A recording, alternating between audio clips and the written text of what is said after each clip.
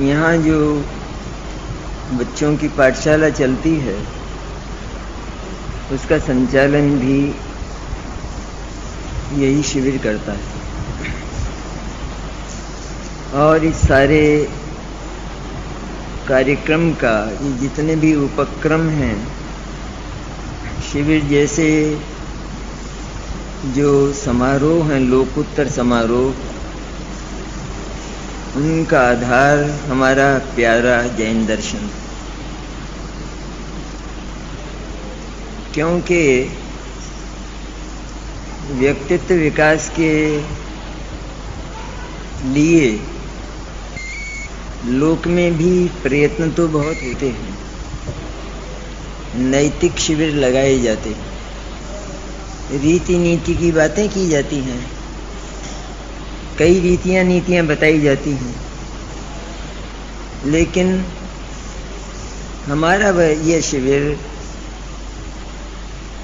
उन रीतियों नीतियों को साथ लेकर भी उन शिविरों से कुछ अलग प्रकार का। वहाँ जो पवित्र जीवन यापन के लिए नीतियों का प्रतिपादन होता है, वे सीमित होती हैं। उनमें ज़माने के अनुसार कुछ अनीतियाँ भी छोड़ दी जाती, उनकी चर्चा ही नहीं की जाती अनीतियों की। लेकिन हमारा ये शिविर तो एक भी बात, एक भी अनीति छोड़ने को तैयार नहीं, छोड़ने को तैयार नहीं है। मैंने आपके लिए नहीं कहा जा रहा है कि आप छोड़ने को तैयार नहीं, लेकिन हमने ये जो आयोजन किया है, इसमें कोई ये चाहे कि हम जो इतनी चर्चा वार्ता है ये अपनी आपसी जिनवाणी की, मैं तो केवल लाउड स्पीकर हूँ, मैं इससे अधिक कुछ नहीं, जिनवाणी की है चर्चा वार्ता। जिनवाणी हमारे जीवन का जीर्णोद्धार करना चाहती, तो हमारा जो शिविर है उसकी विशेषता ये कि वह उस लोकोत्तर उपलब्धि के लिए जो जो आवश्यकताएं हैं, किनको ग्रहण करना, किनको छोड़ना, वो सब कुछ छुड़ाता है और सब कुछ ग्रहण कराता है। ये हमारे शिविर की विशेषता है। कुछ लोगों की, हम ही लोगों की ऐसी शिकायत हो सकती है कि इतनी चर्चा वार्ता तो होती है, लेकिन हमें तो ये सारा का सारा बंधन लगता है। आप तो बांधते हो, ये भी मत खाओ, वो भी मत खाओ, वहाँ भी मत जाओ, ऐसा पहनो, ऐसा मत पहनो, रोज मंदिर आओ, पूजा करो, भक्ति करो, ये तो बांधते हो आप। तो ऐसे बंधनों में जहाँ हमें खड़ा किया जाए, तो हम उन बंधनों को क्यों स्वीकार करें? ये आज के बुद्धिवादी युग का चिंतन है। ये बुद्धिवादी जो लोग कॉलेजों में पढ़े लिखे हैं, बहुत पढ़े लिखे हैं, ऊंची पढ़ाइयाँ, उनके चिंतन ये हैं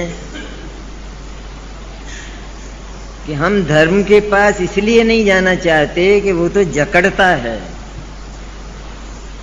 और हमसे वे प्रतिबंध सहे नहीं जाते, इसलिए हम धर्म नाम की किसी बात को स्वीकार करते ही नहीं। तो क्या ये कहना ठीक है? सचमुच तो वे लोग इस दार्शनिक चिंतन तक गए ही नहीं, पहुंचे ही नहीं, उन्हें पता ही नहीं है कि ये जो चर्चा की जा रही है इसका मूल आधार क्या है, ये कहाँ से खड़ा होता है, ये हवाएं कहाँ से चलती हैं, ये वार्ताएं कहाँ से आती हैं, ये डायलिंग कहाँ से होता है, उनको इस बात का पता ही नहीं, इसलिए बंधन लगता है। लेकिन उनको भी हम कहते हैं, उत्तर देते हैं, जिनवाणी तो उत्तर देती है, तुम्हारा सोचना बिल्कुल विपरीत है। भले ही तुमने कितने ही कॉलेज पढ़े हो, हम उससे इनकार नहीं करते, पर अब तक इतने कॉलेज पढ़ लेने पर भी तुम्हारे चिंतन पर हमको आश्चर्य इसलिए है कि हम मुक्ति की बात करते हैं और तुम बंधन की बात करते हो। ये जो इतने संयोग, वे संपर्क कि जो हमें मुक्त होने में बाधक हैं। मुक्ति तो चाहिए ना हर एक व्यक्ति को। लोक में भी आदमी चाहता है कि मैं इतने बंधनों में रहना नहीं चाहता हूँ, मैं तो नौकरी भी ऐसी करता हूँ जिसमें ज्यादा बंधन नहीं हो, यद्यपि नौकरी बंधन, ऐसा कहते हुए लोग देखे जाते हैं। तो जैन दर्शन कहता है कि तुम यदि कोई जानने वाले तत्व हो, ज्ञानमय तत्व हो, तुम यदि चैतन्य तत्व हो, तो फिर उस चैतन्य तत्व के लिए इन चीजों की कहाँ जरूरत है, और उसके लिए तुम इनको स्वीकार करते हो, और उसके बिना तुम्हारे चैतन्य का काम ही नहीं चलता। तो तुमने बंधनों को बढ़ाया या बंधनों को घटाया है? क्या किया है तुमने अपने लिए जेल खाना तैयार किया या तुम जेल खाने से छूटे? कहते मेरा तो काम ही नहीं चलता है, आलू खाए बिना, दही बड़े खाए बिना मैं तो रह ही नहीं सकता हूं। जब तू नहीं रह सकता है तो फिर तेरे में और उस दही बड़े में बड़ा कौन हुआ? क्योंकि हम उसके बिना नहीं रह सकते, तो हमारा जीवन तो वो हुआ ना, हमारे जीवन का आधार तो वो हुआ। इसलिए हमने तो सच्चाई से देखा जाए तो इनको अपना जीवन बेचा है, जीवन का विक्रय किया है, मुक्त नहीं हुए। जिनवाणी कहती है थोड़ा अपना सोचना बदलो, सोचना सीखो। एक कीड़े को हम कीच से निकाल रहे हैं, वो समझता है कि ये मुझे मार रहा है, तो वो कीड़ा और अधिक छूट कर जाता है और फंसता है। यही स्थिति आज दुनिया की तो है ही, लेकिन कुछ ऐसे सोचने वाले मुमुक्षुओं की भी है कि इस जमाने में ये सद कैसे सकता है। ये है ना एक प्रश्न, कैसे हो सकता है इस जमाने में, कैसे सदेगा ये? लेकिन यह प्रश्न भले ही हम करें छोटे मोटे लोग, लेकिन हमारे वे लोकोत्तर संत कि जो बिल्कुल निर्भय रहते हैं, जिनको भय ही नहीं किसी वस्तु का, सिंह की तरह विचरण करने वाले, उन्होंने ये प्रश्न नहीं किया कि जिस समय भगवान महावीर को 2500 वर्ष बीत जाएंगे और जमाना बहुत खराब आ जाएगा, तो उस समय ये 28 मूल गुणों का पालन कैसे होगा? उस समय 5 समिति कैसे पालेंगे? उस समय निर्दोष आहार कैसे लेंगे? कि ये क्या किसी के अधीन है? तुम अपनी वृत्ति को ऐसा बनाओ तो तुम्हें ये सुयोग अपने आप मिलने वाले हैं। और वह जो अवस्था है जैनेश्वरी अवस्था, उस जैनेश्वरी अवस्था में इतनी ताकत होती है कि जब वो स्वीकार की जाती है तो उस स्वीकृति में यह शर्त होती है, यह कंडीशन होती है कि मैं ये शरीर के लिए धारण नहीं कर रहा हूं, और यदि यह जाता होगा आहार के बिना, यदि ये जाता होगा चला भी जाएगा तो भी मेरा रोम नहीं हिलेगा। आज वह ताकत मैं अपने भीतर अनुभव कर रहा हूं, तब इस भगवान जिनेंद्र के मार्ग पर मैंने कदम रखा है। ऐसी स्थिति होती है।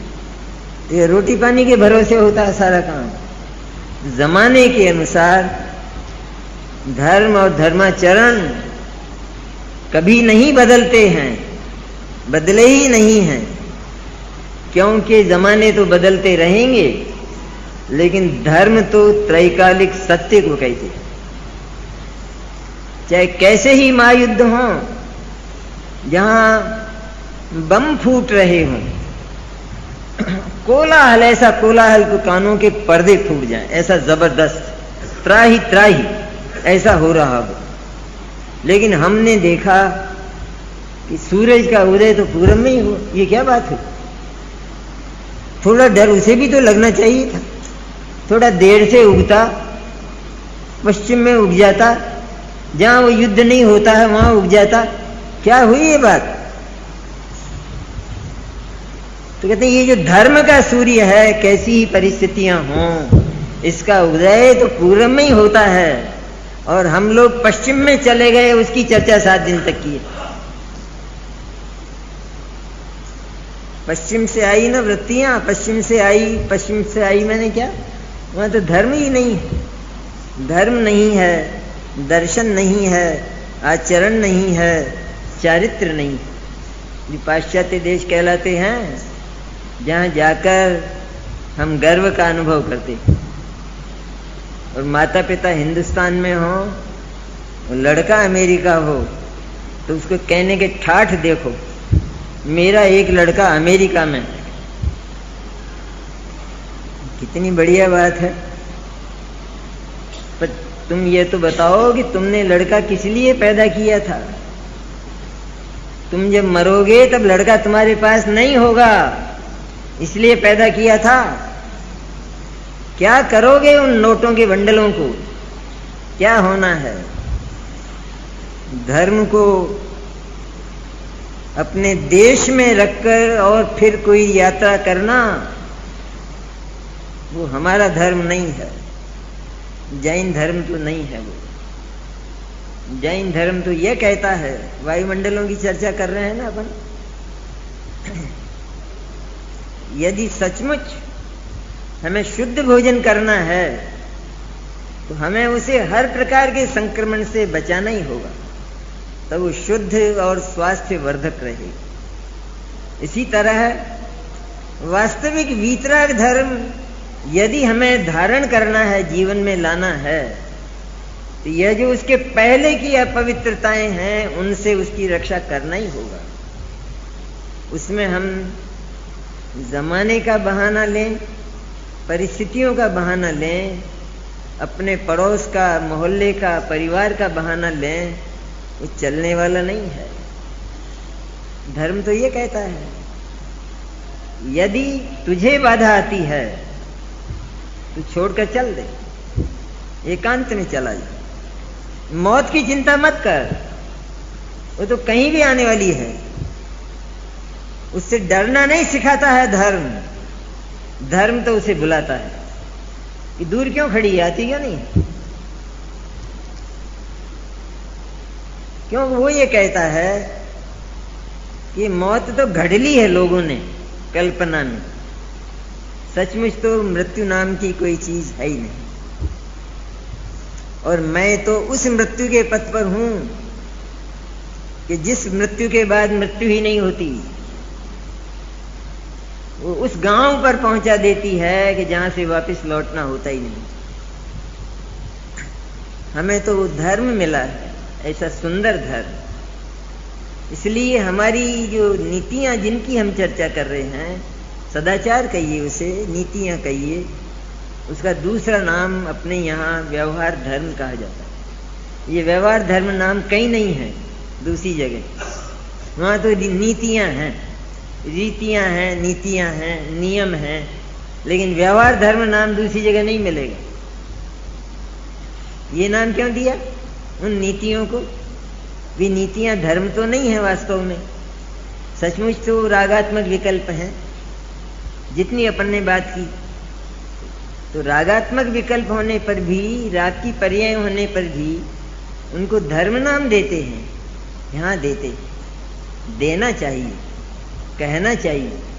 उससे व्यक्ति को ये पता लगता है कि यदि सचमुच मुझे धर्म की गोदी में जाना है, मुझे वीतराग धर्म की छाया में जाना है, वहाँ पहुँचना है, उसे यदि आत्मसात करना है, तो फिर वो इस धर्म के अवसर पर ही हो सकता है। जिसको धर्म कहा गया है उसके अवसर पर, उसको प्राप्त कर लेने पर ही वो प्राप्त किया जा सकता है, ऐसा नियम है।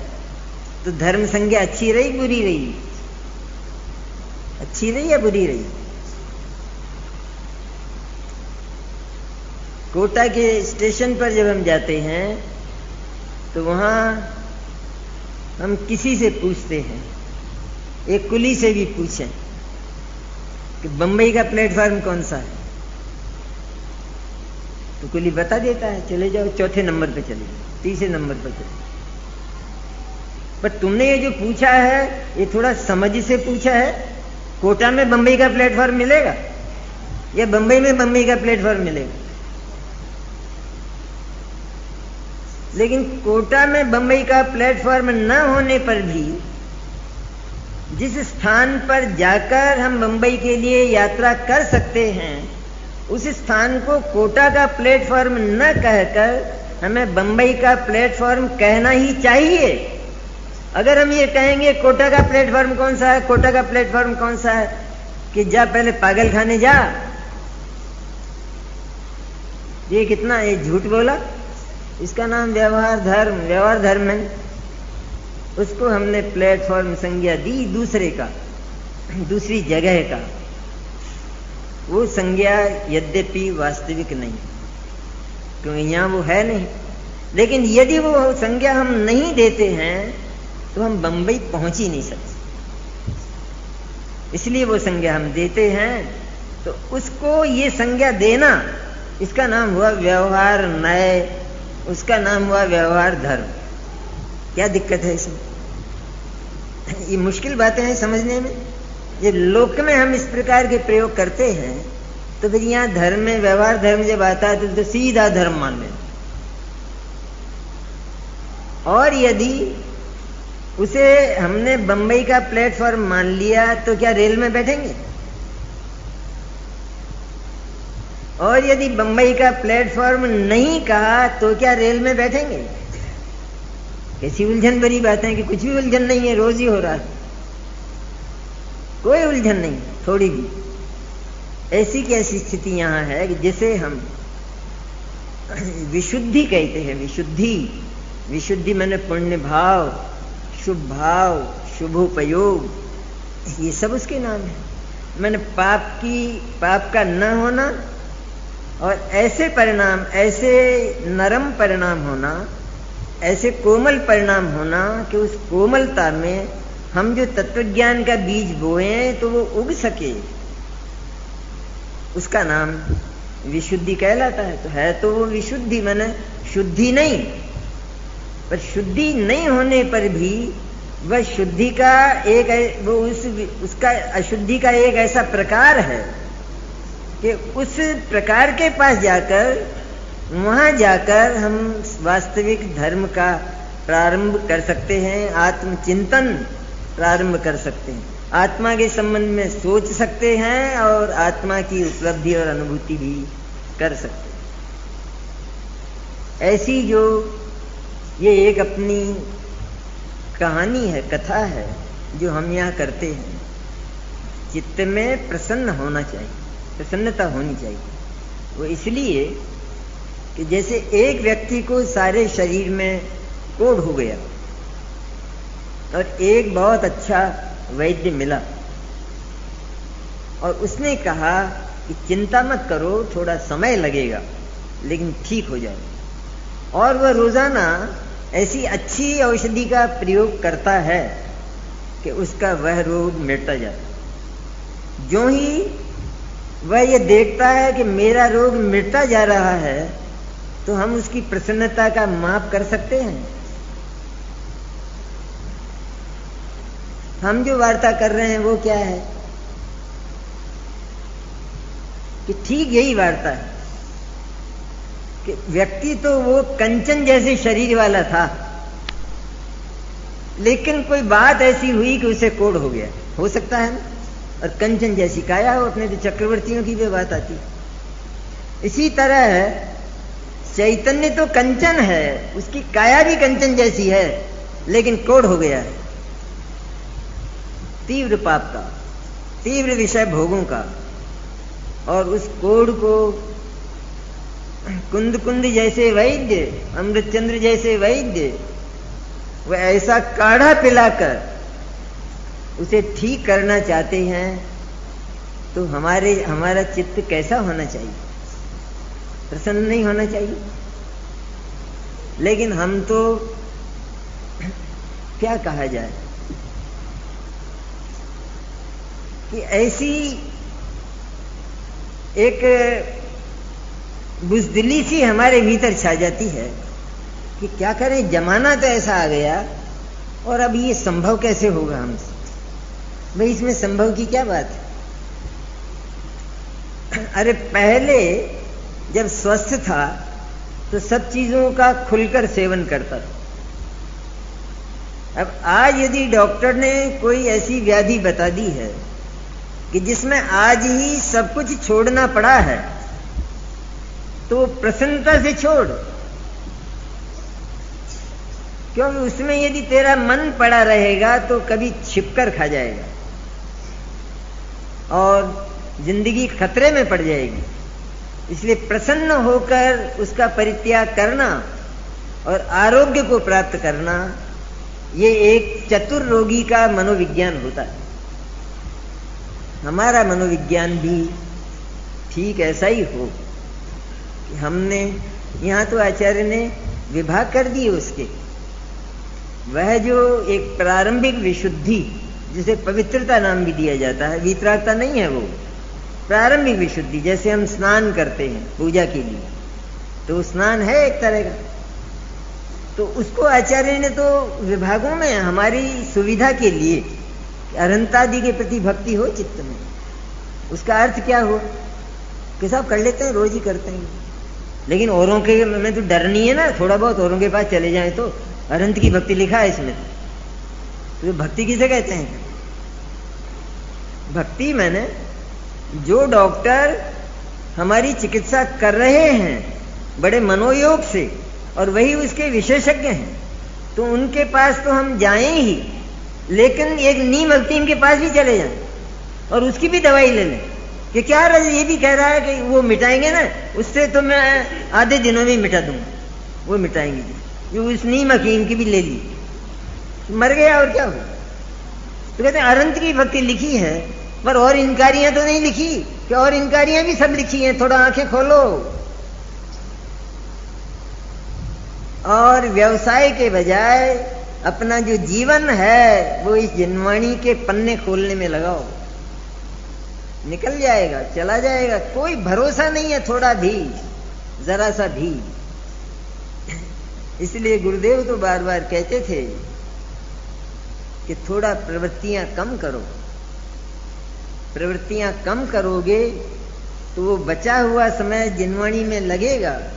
ये जिनवाणी हमारी सच्ची माँ है, इसकी गोदी में सो जाओ, इसकी एक थपकी में हमारे सारे कष्ट दूर हो जाएंगे। ऐसी माँ है, एक थपकी देगी, उसकी थपकी से तो सो जाएगा। ये एक थपकी देगी तो सारे कष्ट खंड खंड हो जाएंगे, टूट टूट चूर चूर हो जाएंगे। इसलिए इसकी शरण लो, जिन्होंने इसको समझा है उनकी शरण लो। हमेशा मन में ये भाव रहे, अरे मुझे ऐसे पुरुषों का कि जिन्होंने उस चैतन्य को साक्षात पाया है, उसका अनुभव किया है, उनका संपर्क, उनका समागम कब मिले, उनके दर्शन मुझे कब मिले, ऐसा तीव्र उछलता भाव चित्त में हो हमेशा। कोई चाहते हैं सत्संग? ऐसा भाव होता है? भाव सब गायब, कि सब गायब। जिस समय भोजन करते हैं तो किसी को ये भाव आता है कि कोई नग्न दिगंबर भावलिंगी संत मेरे भाग्य से भी आकाश से उतरे? आता है भाव? मैं भी एक बार उन्हें आहार तो, अरे मेरे हाथ से, मेरे इन तुच्छ हाथों से उस महापुरुष को एक ग्रास तो मैं दे सकूं, मेरे भाग्य में है क्या ऐसी गुंजाइश? आता है कभी विचार? सब वो है नहीं, है नहीं, वो नहीं है, ये नहीं है यहाँ बात, वो है या नहीं, वो तो है सब जगह, लेकिन हम नहीं हैं सचमुच। क्यों? हमको तो भाव ही पैदा नहीं होता। कहां है पात्रदान का भाव? पात्रदान क्या उस आहार से होता है? पात्रदान क्या पात्र के होने पर होता है? या ये श्रावक का कर्म है कि जैसे समय पर भूख लगती है उसी तरह समय पर उसे वो भाव हो ही जाना चाहिए। पात्र क्या सबको मिल जाते हैं? इतने लोग पात्रदान की भावना वाले खड़े होते हैं, किन किन को मिलते हैं पात्र? सबको तो नहीं मिलते। फिर उसे ही पुण्य बंधा होगा, और को नहीं बंधा। सबको बराबर बंधा है, बल्कि उसको कम बंधे और औरों को ज्यादा बंधे। ऐसी भावभूमि है जैन धर्म। इसलिए हमने बहुत चर्चा की अपने कोड की। किसी को अच्छा लगता हो, बुरा लगता हो, इसलिए मैं भी थोड़ा अपने मन की बात आपको कहूंगा। कोटे में मुझे संकोच होता बोलने, और मुझसे बोले बिना रहा नहीं जाता। उसका कारण है कि वो जो प्रोफेसर है वो ठग है, जो ये कहता है किसी बच्चे को कि तू तो आजा, मैं तुझे 10वीं कक्षा का प्रवेश दे दूंगा, भले ही तूने 9 पास नहीं की हो, मैं दे दूंगा तुझे प्रवेश, और तुझे पास भी कर दूंगा। कहते हैं वो हमारी जिंदगी खराब करेगी। इसी तरह जो ये कहते हो, जो बात ही नहीं करते, अरे जिनवाणी के मंच पर बैठकर इस विशुद्धि की बात नहीं करना और केवल आत्मा की ऊंची चर्चा करना, उससे होने वाला क्या है? गुरुदेव ने तो स्थान स्थान पर हमको सजग किया। कहते हैं अरे ये इतनी सज्जनता, इतनी लौकिक सज्जनता, इतना सदाचार यही जीवन में ना हो, तुम मोक्ष जाना चाहते हो? तो ऐसी मक्खियों को मोक्ष कौन भेजेगा? वहां जाकर तुम गंदगी तो फैलाओगे। अरे गंदगी को लेकर मोक्ष जाना चाहते हो? कैसे विचित्र आदमी हो। ये जो कॉन्फ्रेंस है ये कुछ और प्रकार की है। ये वीतरागी संतों का कॉन्फ्रेंस है ये, और उनके हम अन्यतम शिष्यों में से कहे जाते। इसलिए थोड़ा गर्व करना चाहिए, गर्व भी करना चाहिए। और यदि वो गर्व हमारे भीतर रहा तो निम्न कोटि के कार्य जो हम कर रहे हैं अपने जीवन में और जिनसे हमारा मोक्ष मार्ग रुका हुआ है वह समाप्त हो जाएंगे। वो बात आज हम जो भूले हैं इस विशुद्धि का स्वरूप, क्योंकि ये तो लोकव्यापी है। कहा तो आचार्य ने केवल 3 भागों में भगवान अरहंत जैसे परमात्मा, उनके प्रति भक्ति का भाव होना, सम्मान का भाव होना, जहाँ योग मिला है तो उनके दर्शन का भाव होना, मिला है ना अपने को तो योग, और उनकी पूजा का भाव होना, इत्यादि इत्यादि। ये जो अरहंत भक्ति है इसका भाव ही किसी के चित्त में पैदा नहीं होता। सुना है क्या लिखा है शास्त्र में? मुंह फाड़े हुए मगर के मुंह में है। तेरा मोक्ष की तो बात ही मत करना, हो गई। तो भक्ति नहीं है तो तूने इनका स्वरूप जाना ही नहीं। ये क्या है? ये व्यक्तित्व कैसा है? भगवान अनंत भी तो व्यक्तित्व है कि नहीं है? व्यक्ति है और उनका व्यक्तित्व है। कितना पवित्र है, लेकिन व्यक्तित्व कितना पवित्र है। अरे इतना अनंत लोका लोक, और वो अनंत लोकालोक जिनके ज्ञान में बिल्कुल प्रत्यक्ष आ रहा है, लेकिन जरा भी मन नहीं फिसलता, उससे अधिक व्यक्तित्व क्या होगा? इससे ऊंचा भी कोई व्यक्तित्व होता है? और हम उन्हीं भगवान अनंत परमात्मा के मार्ग पर हमें उनका समागम मिला है। ये जीवन की बहुत बड़ी, सबसे बड़ी उपलब्धि, सबसे बड़ी। नहीं मिलता तो फिर कौन सुनाता, कौन बताता, क्या करते? तो कितनी भक्ति, कि उसकी कोई सीमा नहीं होती। भक्ति का कोई तराजू है क्या? उसकी कोई सीमा नहीं होती है, असीम भक्ति होती है। और अन्य के प्रति जरा भी नहीं होती, क्योंकि अन्य से वे भगवान बिल्कुल बेमेल, अनमेल हैं। उनकी बात ही कोई निराली, बिल्कुल निराली ही बातें हैं सारी की सारी। तो फिर अन्य के प्रति वो हमारा सम्मान का भाव पैदा हो, उसका अर्थ ही यह है कि हम तो सत्य और असत्य दोनों को एक पंक्ति में रखते। जहां भगवान महावीर, वहीं गणेश जी महाराज। और शादी हो रही, अरे भाई ये लड़ाई क्यों करवाते हो भैया? कि लड़ाई क्यों करवाते हो? जो पास पास रहते ही नहीं है, जिनके विचार मिलते ही नहीं है, तुम उनको जबरदस्ती नजदीक लाके लड़ाने का धंधा करते हो। क्या करते हो? क्या है ये? क्यों करते हो ऐसा? उनमें तो एक दूसरा कोई कहता नहीं कि तुम हम दोनों को पास पास रखो, पर हमने तो सब कुछ भुलाकर सारी जिनवाणी का तिरस्कार। यह है अपमान वास्तविक। और तो अपमान के तरीके चल गए, जिनकी क्या बात करें। चल गए जिनवाणी के, अपमान के तरीके नहीं चले। हर कागज में जिनवाणी, हर कागज, कैलेंडर में जिनवाणी, कैलेंडर में भगवान महावीर। फिर क्या करते भाई? क्या होगा उन भगवान महावीर का? एक दिन कूड़े के ढेर में पड़े होंगे। क्या करते हो? हमारे पैनों में भगवान, पैनों में गुरुदेव। अरे क्यों कषाय पैदा करते हो लोगों को? पैन में गुरुदेव को विराजमान कर। जब लोगों को उनका तत्व पसंद कम है, नहीं है, बहुत लोगों को, क्योंकि नहीं समझते हैं इसमें क्या है, नहीं है पसंद। हमें कोई द्वेष थोड़ा ही कि हमारी हर बात किसी को पसंद आ जाए। लेकिन ये क्यों करते हो कि जिसको देखने से नफरत होती है उसको तुम दिखाओ? ऐसा क्यों करते हो? कैलेंडरों में, पुस्तकों में देखो तो मैंने इतनी दुर्दशा है। जहां देखो फोटो, जहां देखो। क्यों नहीं कम करते हैं हम ये बात? क्या जरूरत है? इसमें जिनवाणी का अपमान नहीं होता?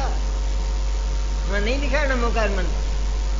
अरे नमोकार मंत्र क्या, साक्षात भगवान अनंत बैठे। इसलिए बहुत आवश्यकता है विवेक की। क्या उसे प्रचार बहुत बढ़िया होता है कि कुएं में पटक दो इस प्रचार पहले, इससे कुछ नहीं होना। और कितनी है बातें धर्म के नाम पर हम करते हैं। हमारी चलती है ना पाठशालाएं। क्या करते हैं पाठशालाओं में? प्रथम तो बच्चे और बच्ची एक साथ पढ़ते हैं। उसमें हम ये सीमा नहीं रखते कि उनकी आयु कितनी होना चाहिए। रखते हैं सीमा? कितनी ही बड़ी बच्चियां हों, कितने ही बड़े बच्चे हों, और पढ़ाने वाला भी एक नवयुवक अध्यापक। अरे साहब ये तो विद्वान है, ये तो बहुत पवित्र आदमी है। अरे तुमने ये अग्नि के पास घी रखा क्यों है? थोड़ा तो होगा माथा, जरा सा तो। क्या करते हो? इसलिए मुमुक्षुओं का तो जैसा बार बार कहा जाता है, हर जगह एक आदर्श होगा बहुत बड़ा। सा फिर ये पाठशालाएं नहीं चलेंगी, फालतू बात मत करो। सब चल रहा अनादिकाल से, कोई पाठशाला आज तक बंद नहीं हुई, कोई प्रोग्राम आज तक बंद नहीं हुए। सम्मिलित कक्षाएं, पुरुषों की और महिलाओं की सम्मिलित कक्षाएं, लड़कों की और बड़ी बड़ी लड़कियों नहीं चलाते हम, ये क्या करते हैं? और 10 लक्षण धर्म की पूजा है। ब्रह्मचारी आपको प्रणाम हो, नमस्कार। अरे ये ब्रह्मचारी की तो हत्या कर रहा है भाई, इस साक्षात हत्या है ब्रह्मचारी की। आज जो हो रहा है उसका क्या है कारण? हम तो साथ धर्म में करते हैं नहीं क्या? अधर्म तो पहले कर लिया है, अविवेक तो पहले आ गया है, अब कौन सा धर्म होगा अविवेक के आगे? वो गुरुदेव जो प्रारंभ से ही ऐसे वायुमंडल में रहे, लेकिन कितने बचकर रहे, कितने बचकर रहे? नई पीढ़ी ने तो देखा नहीं, हमने तो आंखों देखा है। हर पुरुष को और हर महिला को उन्हें देखने की इच्छा, तो हाथ जोड़ दर्शन तो करें, दर्शन तो करें, ये होता था ना भाव। और ये भी भाव, ये कहाँ रहते हैं, क्या है, तो उनके कमरे में जाने की कोशिश करते, कमरे में।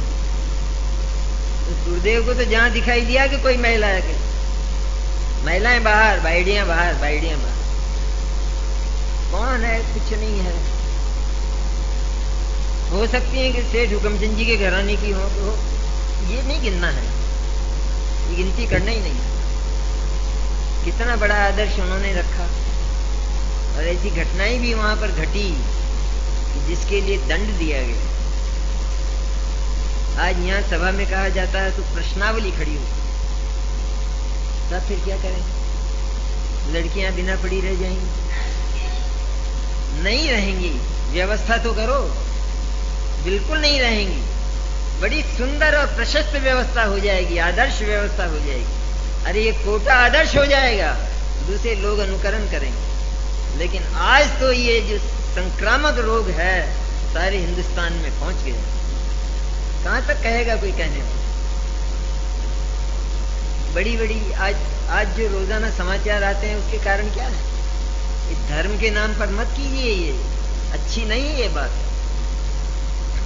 जो समाचार हम अखबारों में पढ़ते हैं उसके पीछे कारण क्या है? यही कारण कि ये जो ब्रह्मचर्य नाम का एक अंतिम पराकाष्ठा का धर्म है, ब्रह्मचर्य, और उसकी रक्षा के लिए जो 18,000 भेद बताए, या 9 तो बताए कम से कम, उनका पालन तो करो। और उसके लिए लौकिक शिकायतें मत करो। जो बड़ी बड़ी बच्चियां हैं उनको लड़कों के कॉलेज में मत भेजो कि अनपढ़ी रह जाएंगे, रह जाने दो। शादी नहीं होगी कि वो तुम्हारे हाथ की नहीं है बात, अगर थोड़ा धर्म और तत्व सीखा है तो। लेकिन फिक्र मत करो इतना, इस धर्म की रक्षा करो, उनको भी बचाओ। यदि उन्हें ये तत्व मिला है तो उनके जीवन के साथ जाने दो, उनको भ्रष्टाचार में शामिल मत करो। और हम उन साधनों को इकट्ठा करते। अरे जो युवा लड़की वो लड़कों के कॉलेज में चली गई, वो यदि पवित्र मानस वाली है तो भी बच नहीं सकेगी, बच ही नहीं सकती। वहां तो घेर लेंगे, लड़के घेरते हैं, घेराव करते हैं, और फिर सारे क्रियाकलाप शुरू हो जाते। बोले किनकी माने कि साहब उसका तो जीवन ही, बिल्कुल जीवन नहीं बिगड़ेगा, थोड़ी भी चिंता करने, क्योंकि उसने ये जो किया है यह एक पुण्य भाव है महान, और उस पुण्य भाव से उसे जो डिपॉजिट होगा वो बहुत काम आएगा जीवन में। वरना वहां उसका चित्त ही कलुषित हो जाए, वो स्वयं नहीं चाहेगी तो भी कलुषित कर दी जाएगी। इसलिए कम से कम धर्म में तो ये ना करें। धर्म के नाम पर क्या क्या कहा जाए, इस सभा में हमारे विधान होते हैं, पंच कल्याण होते हैं, वहां हम स्त्रियों को नचाते हैं मंचों पर। अरे साहब प्रतिष्ठा पाठ में लिखा है, अरे लिखा होगा प्रतिष्ठा पाठ में, छोड़ दो उस बात को, ये नहीं है जमाना विधानों में।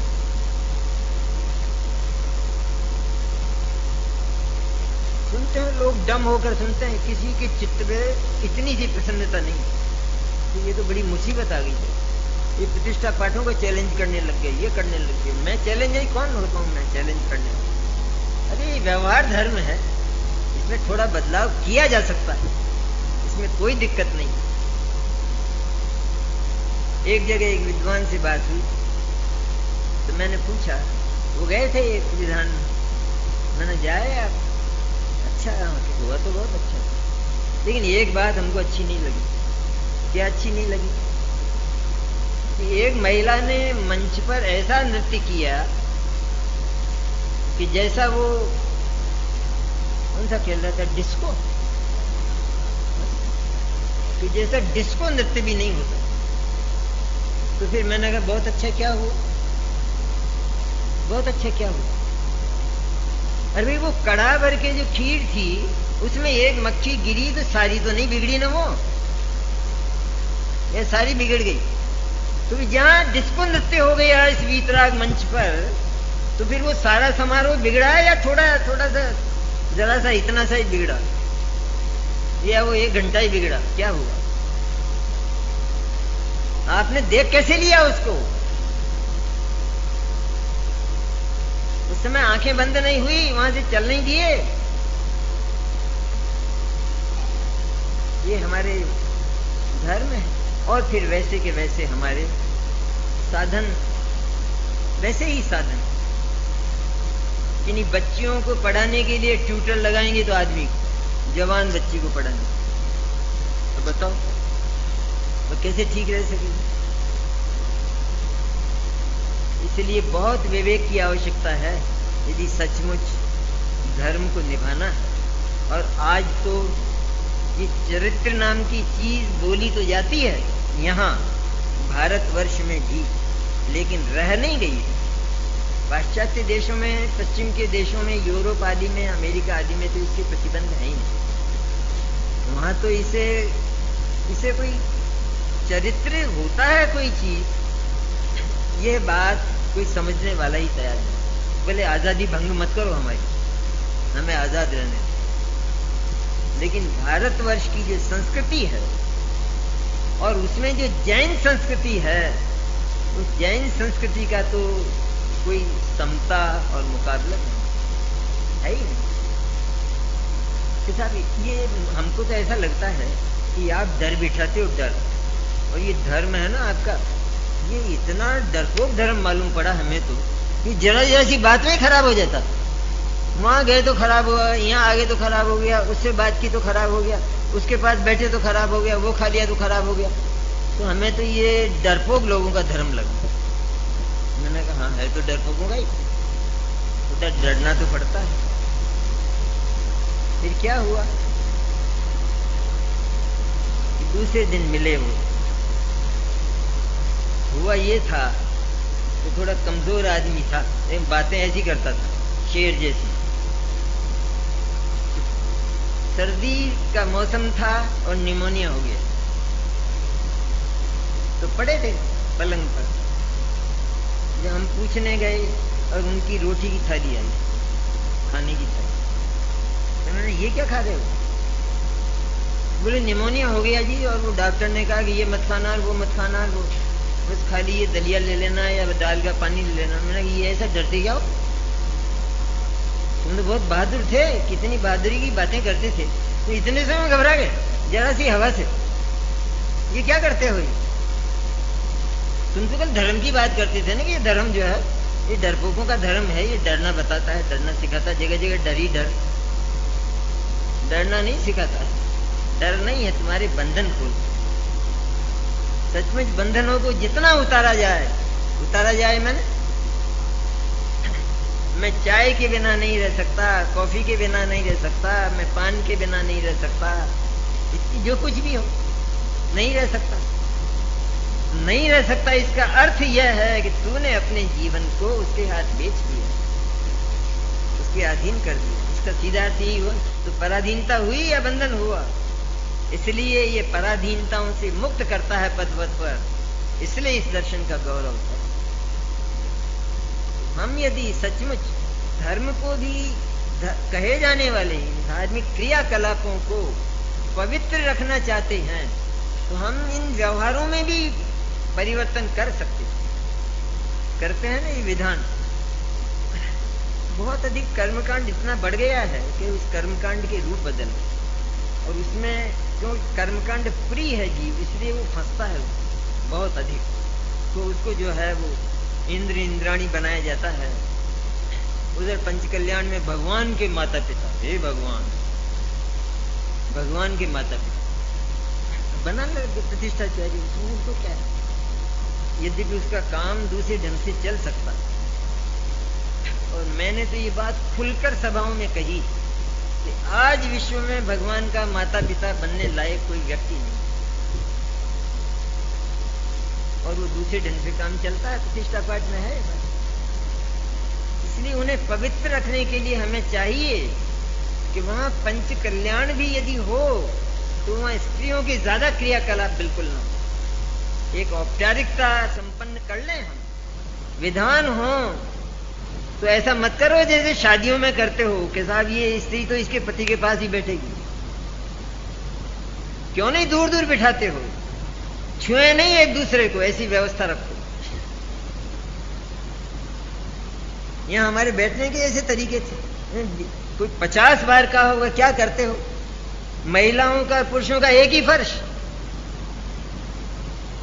तो इसमें क्या है, वही तुम्हारा ब्रह्मचर्य ऐसे पत्ता है क्या, पत्ता ये टहनी है क्या है, नष्ट हो जाता है। तो नष्ट नहीं हो जाता है, ये तुम्हारा जो अविवेक है, ये अविवेक न मालूम कितनी दुर्दशा भी करने वाला है, इसका कुछ पता नहीं। ऐसे साधन प्रसाधन घर में भी इकट्ठा न करें, और कहां तक कहें, जैसे सिनेमा छोड़ता है, कोई छोड़ने को तैयार है, कसम लेने को तैयार है, शिविर चल रहा है अपना ही उत्तमोत्तम शिविर, तो कोई शपथ लेने को तैयार है कि मैं नहीं जाऊं, अरे साहब वो मेहमान आते हैं तो मानते नहीं है, वो तो न मालूम क्या क्या बात नहीं मानेंगे। कोई अंडा खाता होगा तो क्या करोगे, कोई ऐसा मेहमान आ जाए तो फिर क्या करोगे।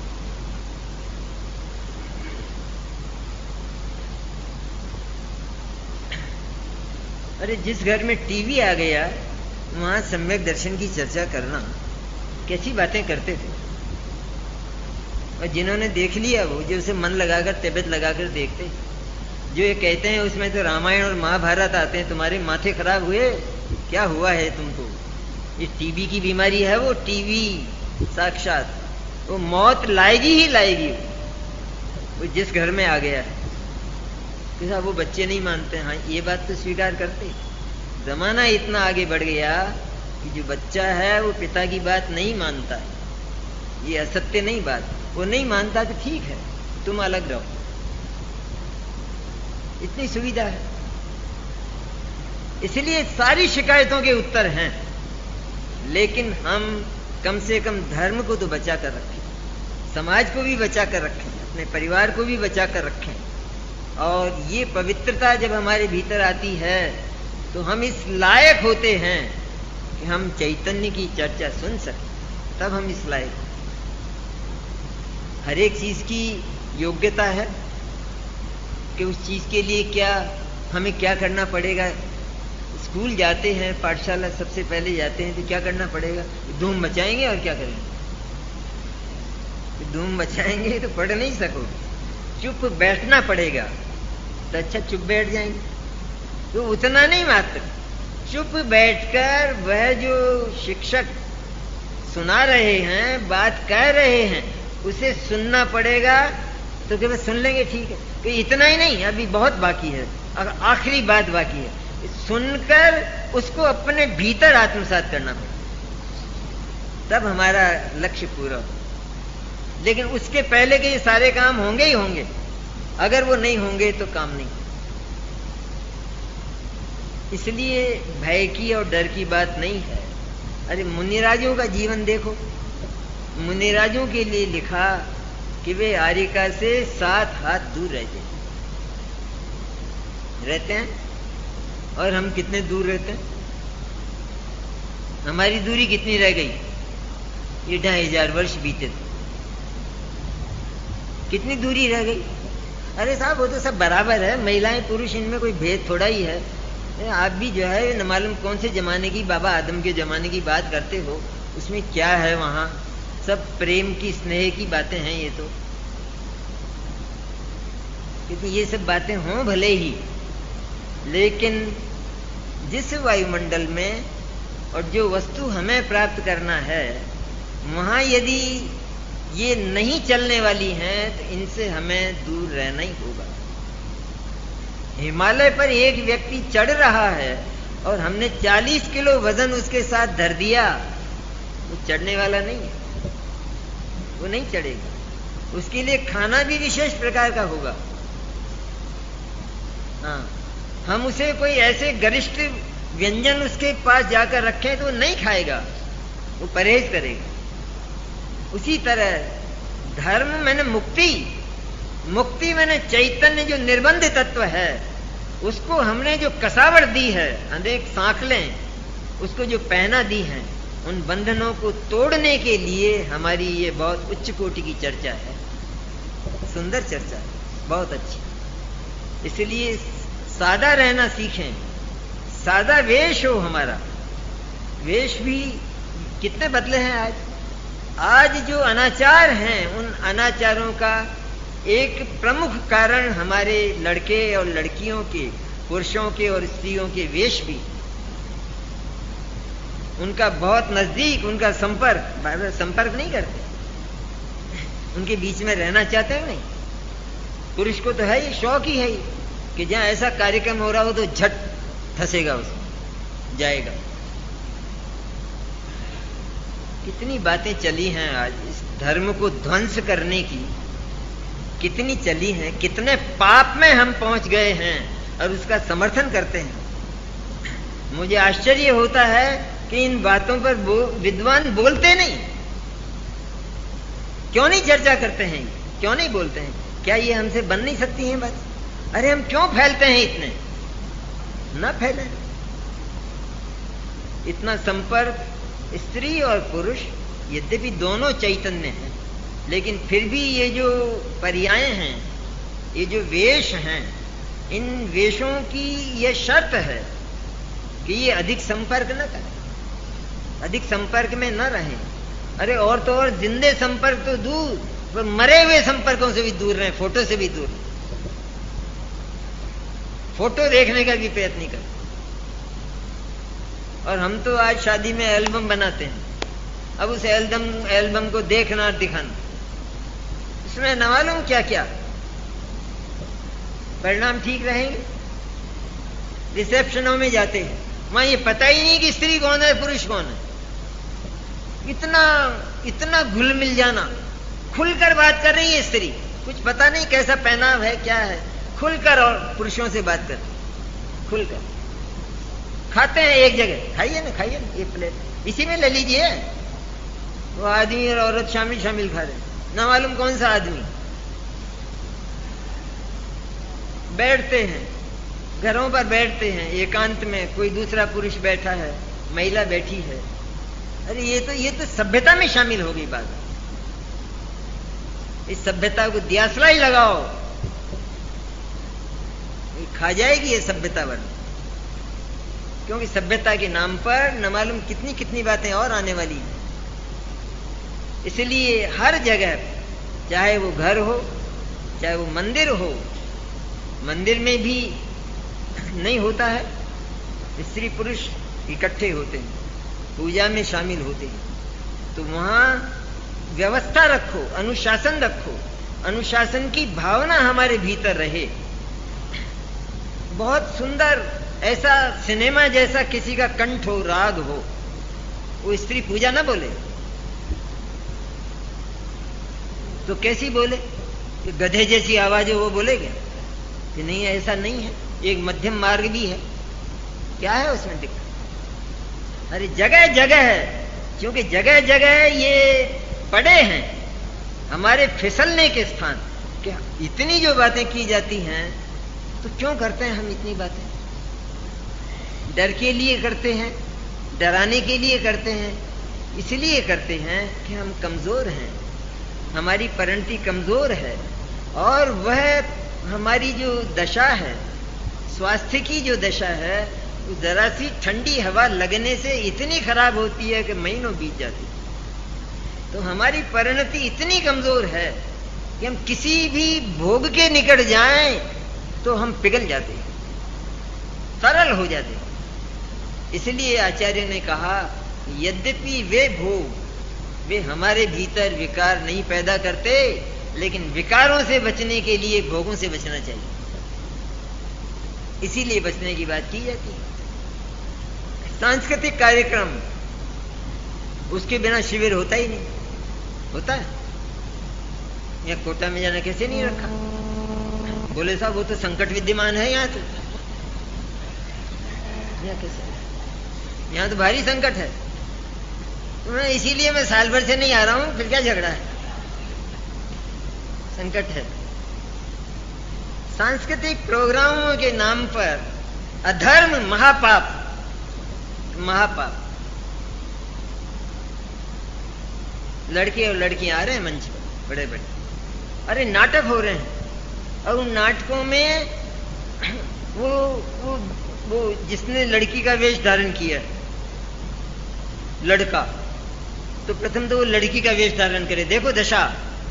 और लड़की का वेश धारण करके उस लड़के से बोलता है, ऐ प्रियतम, आपके बिना मेरा कौन है इस जगत में, आप ही मेरे जीवन हो।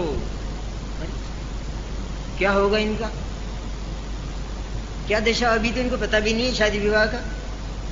ये क्या कहला रहे हो इनके मुंह से? अरे साहब धर्म का नाटक है,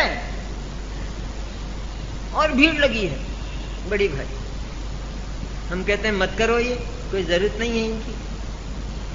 अरे इंसान, ये तो महापाप हम करते हैं, क्या कहा जाए। ये हम शिविर कर रहे हैं ना, इसमें भी है पाप। 10 बजे तक रखते हैं ना प्रोग्राम, कितने जीवों की हिंसा होती है। हम तो अहिंसक है ना, अहिंसाचार में हमारा विश्वास है। कितनी हिंसा होती है। तो साहब फिर धर्म नहीं करें? करो ना, दिन में करो, कौन इनकार करता। यहां तो कोटा में तो ऐसी व्यवस्था थी।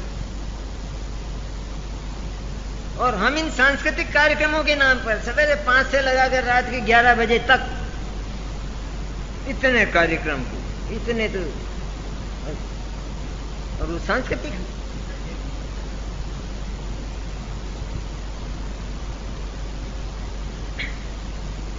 इसलिए सच्चाई तो यह है कि यदि हमें इन पापों से, पाप कहे ना 5, अकलुष भाव जिसको कहा, क्रोध मान माया लोभ की कमी, 5 पापों की कमी, यदि विशुद्धि जीवन में लाना है तो सरल है, कठिन नहीं है। बात हमारे बोझे उतरते, हमारा जीवन हल्का होता है। अरे पहले मेरा इन चीजों के बिना काम नहीं चलता था, अब मैं कितना आजाद हूं। मैं तो रह लेता हूं, ऐसे ही रह लेता हूं। इसलिए ज्यादा फैलना, पसरना सामाजिकता के नाम पर, व्यवहार के नाम पर, उसमें हम अधर्म में फंसते, उसमें हमें ये पाप खड़े होते। और जितना हम संकुचित होंगे, सिकुड़ेंगे। बोले आप सामाजिक नहीं मालूम पड़ते हो, आप में सामाजिकता नहीं है, कि हम ही हैं सच्चे सामाजिक। तो क्योंकि हम अपने उस समाज को साथ लेकर चलते हैं कि जो कभी पृथक होता ही नहीं हमसे। तुम तो मर जाओगे एक दिन, क्या और हमें मार दोगे। आज हाथी पर बिठाओगे तो कल गधा तैयार है, उसका नाम समाज। हमें नहीं चाहिए ऐसा। इसलिए सामाजिकता के नाम पर फैलना, पसरना, संकुचित करें।